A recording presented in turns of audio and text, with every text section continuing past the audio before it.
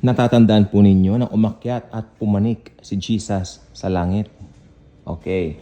Ito po ay naganap sa bundok ng mga olibo, Mount of Olives in English. Si Jesus po, dinala niya yung mga disciples doon. Tapos, nagulat naman sila, Chuk! Ngek! Sana siya? Wala na! Diba? Bigla siyang, Chuk!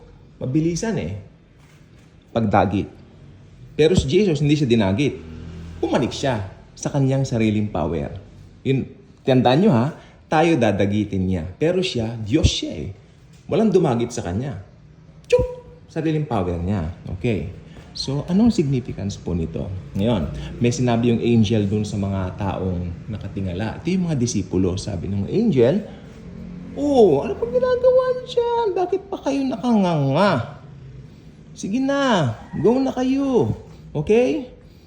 This same Jesus, na nakita niyong pumanik ng ganun, chuk! Ganun din siya babalik. Mabilisan lang. Ibig sabihin, mabilisan niya tayong dadagitin. Ngayon yung pagbabalik niya, ito yung kinalilituhan ng karamihan Yung pagbabalik daw niya, sabi nila, second coming, which is true. Check, fact check yan. Pero ang problema, anong klaseng pagbabalik? Tandaan ninyo, si Jesus babalik para sa believers at babalik siya with the believers. Again, babalik siya para sa believers at babalik siya kasama ang mga believers. Doon muna tayo sa babalik siya para sa mga believers. Ito po yung the rapture. Ito po yung anytime, iniintay po natin na magaganap. Wala po itong sign, wala itong anything. Imminent means mangyayari kahit anumang oras, anytime. In a twinkling of an eye, na sabi ng banal na kasulatan ng Biblia. Kaya, nandito na po tayo. It's very close, mga kaibigan. Okay? Ngayon, pag na-rapture po tayo again, 7 years tayo sa langit habang dilubyo sa lupa, no? Sa langit naman po happy tayo, nabigyan tayo ng mga rewards natin. Judgment seat of Christ, pero hindi po siya yung hahatulan tayo, kundi magbibigay siya ng reward. Ito po yung the Bema seat of Christ na tinatawag. Okay? So, yan po. Gusto ko po sabihin sa inyo, anytime, ang event that we are waiting right now is the rapture of the church. Totoo po ang rapture. Huwag kayong maniwala doon sa nagsasabing, walang rapture, ang dami ko nakikita po. And I'm so sad for these people.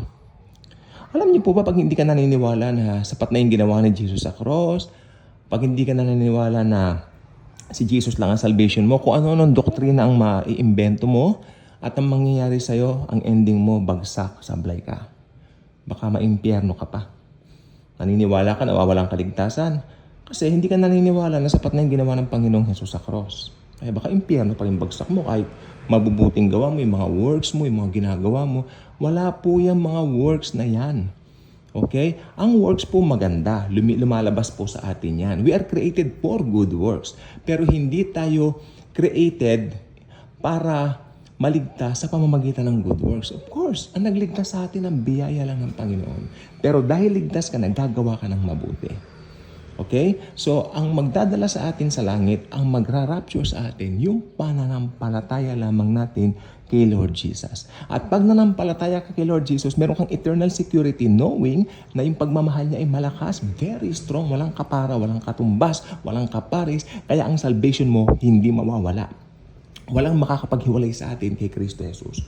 Forever tayong saved, forever tayong ligtas, forever tayong mahal ng Diyos Ama, dahil ang Diyos Anak namatay para sa atin at muling nabuhay, at ang Diyos Espiritu Santo, tinatakan tayo ng seal of ownership.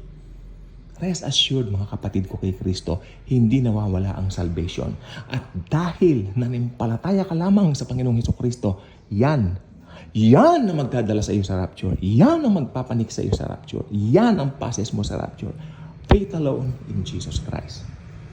You cannot add anything to what the Lord has done already on the cross for us. It's perfect. Perfect. Sa sobrang pagka-perfect nito, talagang wow. Sabi nga po ng isa sa pinakamagaling na evangelist na si Miss Rene Rowland, dati po siyang Hollywood actress pero ngayon siya po ay evangelist na. Isa po siya sa pinakamagaling na evangelist na aking na-encounter sa buong buhay ko. Si Rene Rowland, no? Sabi niya ganoon, wala kang pwedeng gawin para mahiwalay ka kay Jesus. No amount of work, sabi niya, can separate you sa pagmamahal ni Jesus. Alam nyo, pag si Rene Roland pinahinggan nyo, pag race ang topic, talagang overflowing. Miss Rene Roland. Dati siyang Hollywood actress, pero ngayon, evangelist na po siya. Try nyo po siya, nasa YouTube po. Recommended ko po yan. Kaya, yes, kung alam mo na secured tayo kay Jesus, wala makakapaghiwalay tayo sa Kanya. Wala makakapaghiwalay sa atin sa Kanya. Alam natin, anytime, dadagitin niya na tayo sa Kanyang pagbabalik para kunin tayo. Yan ang The Rapture. Bye-bye.